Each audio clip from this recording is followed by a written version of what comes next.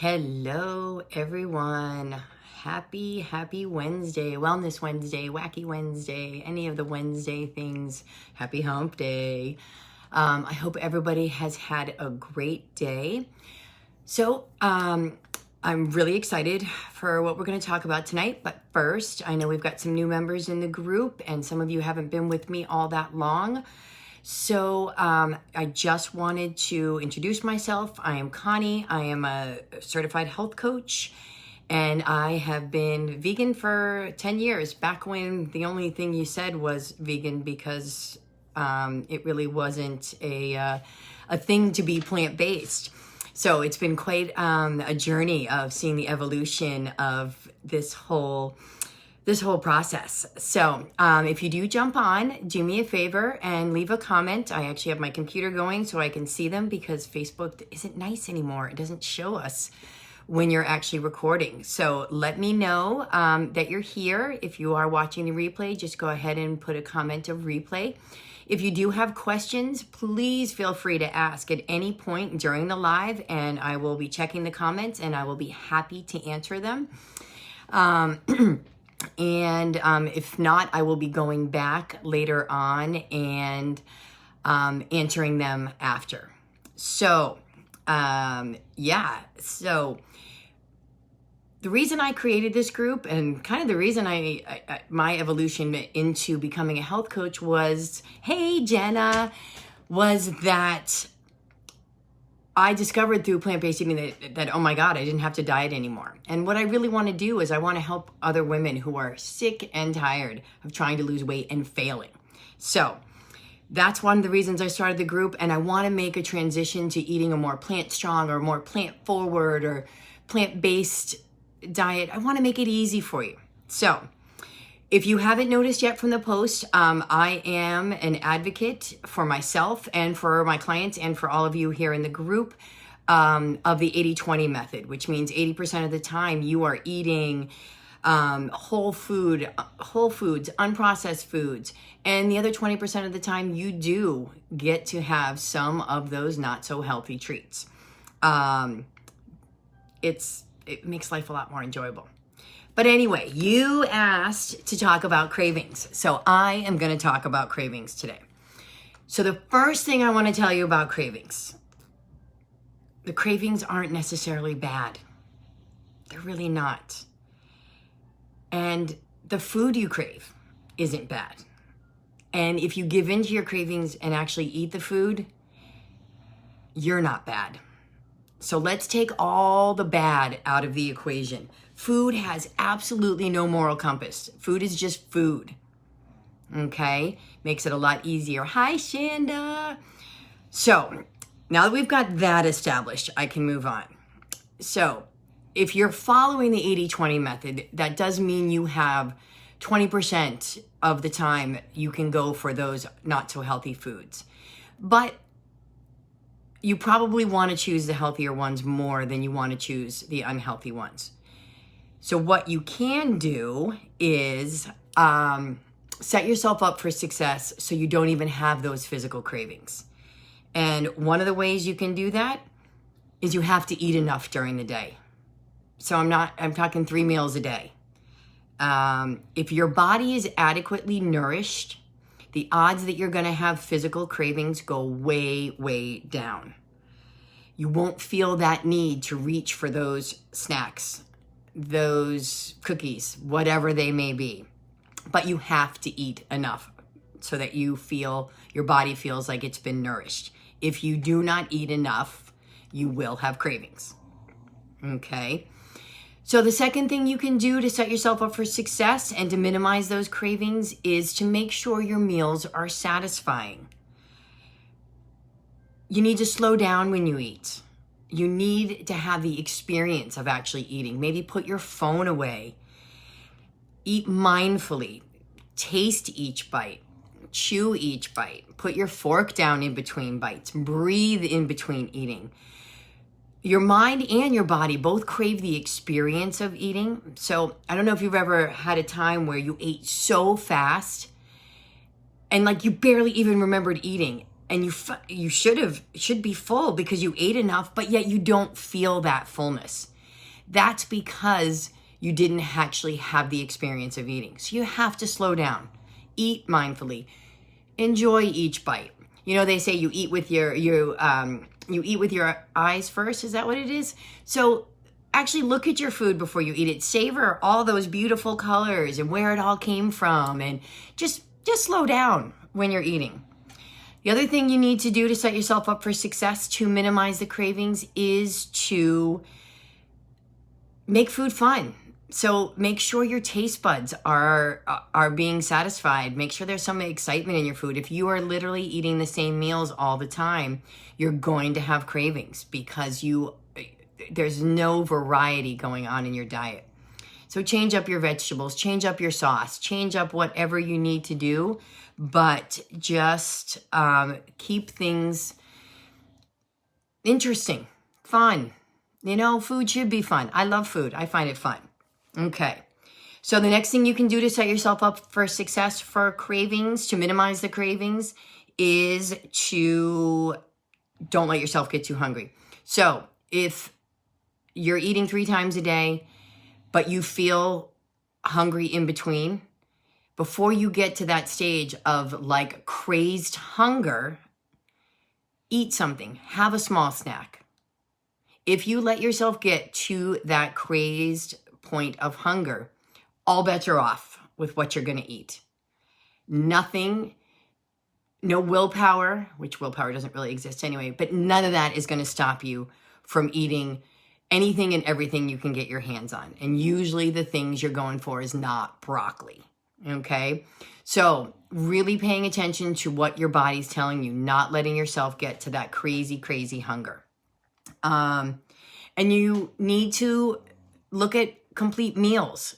If you really want to minimize these cravings, look at what you're eating per meal. Now, you know, or maybe you don't if you're new to the group, but I do not believe in counting calories and counting macros, in portioning sizes. I don't, because I believe you should all have food freedom.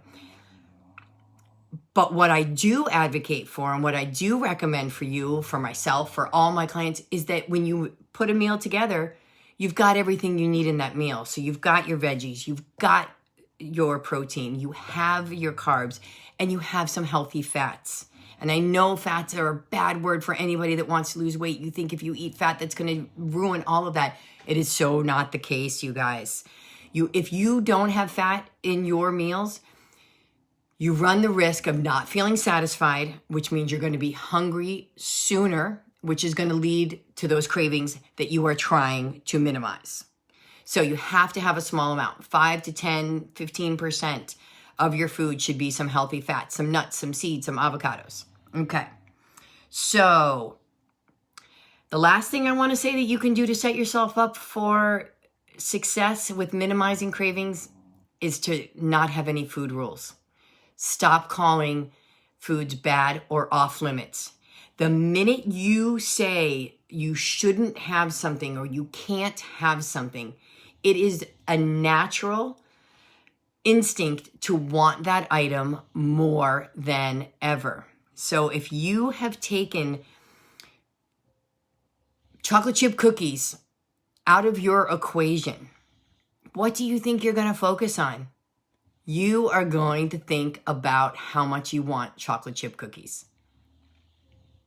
The minute you're allowed to have those, that intensity has a tendency to decrease. And you really don't want to, because you know you can have them anytime you want. So those are all ways to work with physical cravings. And we know there's a whole nother side to cravings, right? So real talk here, there's emotional cravings.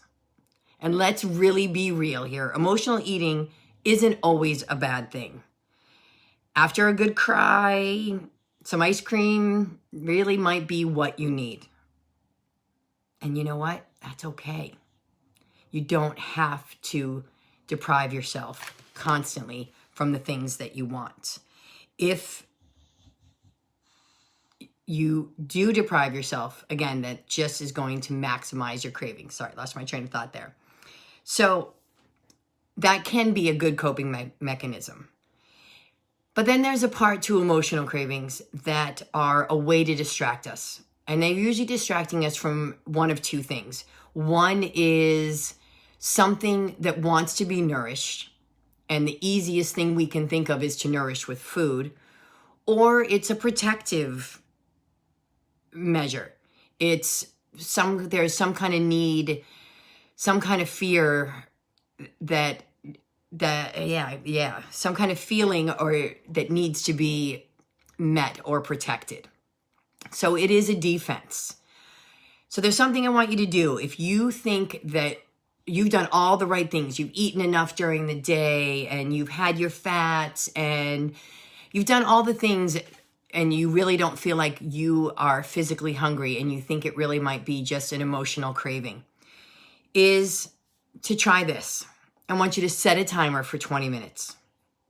And during those 20 minutes, I want you to do something. I want you to change your scenery, move to a different room, go outside, make a cup of tea, do some journaling, grab a book, play some music and dance. But do something different. Just change something for the next 20 minutes. At the end of the 20 minutes, you're going to have had a chance to really tap into whether or not you really are needing to eat any food. And if it's not really food, taking that 20 minutes will help you identify what need or what's wanting to be nourished, that could be nourished with something other than food. Having a plan in place to nourish yourself that does not require food is kind of the key. So those things I said, like journaling or making a cup of tea, only you know what really nourishes you. So that's a very individual, personal choice. You get to decide what it is that will help nourish your soul, something that makes you happy, something that brings you some joy. If you have animals, go pet your dog. That's always the greatest way. Now, and I know throughout this whole last year, for so many people working from home, there's been an issue of having all this food so much more accessible than you've ever had before. And I know for some people, if you live alone, or if everybody's eating on the same plan, it's super easy. You know, you can choose not to buy some of these treats that you might not feel like you've got control over. And if that is the case, if you don't have to, that's great. But if you're in a family situation and you do for kids or for others in your family, some things you can do with those treats, if you really know that you'd prefer to choose something healthy, is to kind of put them in a back cabinet, kind of put them away. I actually had a client who she would buy them for her daughter, but she really, really was trying to stick to her calorie deficit. So she would actually put them in the trunk of her car so that it was so much more difficult to go get them. You can put them in your basement. You can put them wherever you might like. And what I want you to know, all of this here, you guys, this is kind of like a bite-sized, pun intended, tip for how to deal with emotional eating. It's something that kind of does require a deeper dive. And if you know that you struggle with this, do me a favor, send me a message, leave a comment below. Let me know that, and I'm happy to reach out and we can spend some time on the phone. In my coaching programs, when I'm your coach, we take a deep dive into getting to the root of what is the trigger for emotional eating, for any kind of binge eating, for kind of everything, the why behind why we do what we do, why we think that each new diet's going to be like this magic ticket, even though they've never worked in the past. So anyway, just reach out. Let me know. I am here to support you, and I'm happy to jump on a call and see where I can help you, where I can support you. So all these tips, they take time, they take practice, and they do take some problem solving on your part. Everybody's different. And oh my God, I have my notes and then I lost my place. Everybody's different with their own circumstances. Hey, Sarah. But I guarantee you this, if you start to adopt some of these practices, they will help with those cravings. I guarantee you that. I promise you that. So if you're not sure what those steps were, go back and rewatch this. Reach out to me. I'm happy to go over them with you even more. If you would need me to do a post getting all of this in writing, I will happily do that. But you really, my hope for you, for all women, is to get to a point of being confident in things. And now it rings while I'm on a live. You know, having a strategy to deal with all these things is one of the things that having a coach does for you. So you can do it. It's possible. And food freedom is possible. And no dieting is possible. And dealing with all the cravings is possible. So I hope this helped. Do me a favor, leave any questions below here in this live. If anything I said didn't make sense or wasn't clear, leave a comment. I will happily answer it. If there's something you're unsure of, same thing, just leave a comment. I am here. This group is meant for all of us. So I want to be here to support you just as much as I can. So please let me know how I can. And I want to say happy rest of your Wednesday.